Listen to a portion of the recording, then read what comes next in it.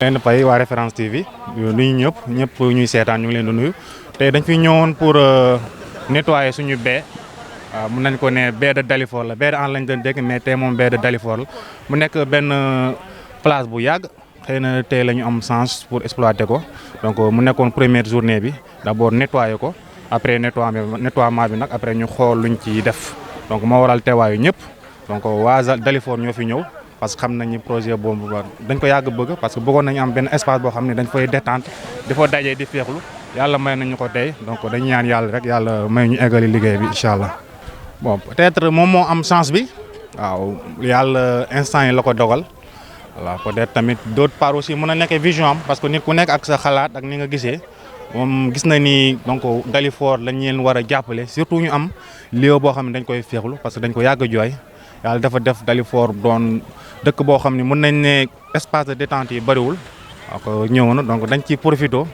voilà ni ñu koy waxee rek peut-être yàlla ren la ko dogal waaw mais yàgg nañ am mbébét pour aménager Dalifort aménager place bi voilà chance la rek di ñaan yàlla may ñu eggale ko ci jàmm. waaw mobilisation bi moom donc mu ngi commencé ci mairie bi d'abord parce que initiative bi foo la démarré après ñu partagé ko ak ñëpp population bi association yi délégué de quartier yi ba ñëpp approprié ko tey moo waral tey ñëpp ñëw parce que xam nañ ni suñu mbir la place Dalifort la ñëpp dañ ci war a jàpp. waaw monsieur le maire luñ koy soññaat mooy rek mu gën a bàyyi xel Dalifort parce que Dalifort dafa nekk benn commune mën nañ ne commune jeune commune boo xam ne dafa bëri ay potentialité mais am na yoo xam ne yu bëri nañ leen war a exploiter. donc surtout nag jeunesse bi parce que Dalifort dafa am benn jeunesse bu vivante ci côté yëpp donc aussi mu ngi ciy def lu mu mën dañ koy gën a songaat rek mu gën a jàpp voilà gën a investir ci jeunesse bi parce que jeunesse mooy avenir voilà jeunesse bi bu baaxee rek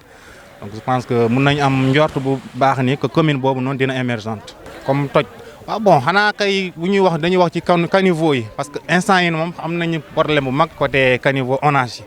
à chaque instant affaire bi bon day génnee ndox.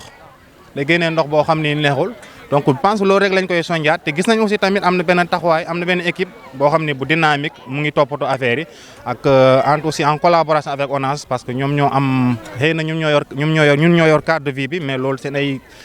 ay projet la ñoom ñoo ko war a toppatoo voilà lépp lu ñu gis moom dinañ ci def premiers soins yi dinañ ko def après nag ñoom ñoo yor lépp loo xam ne pour mën ko gérer carrément parce que ñoom ñoo yor prérogative yi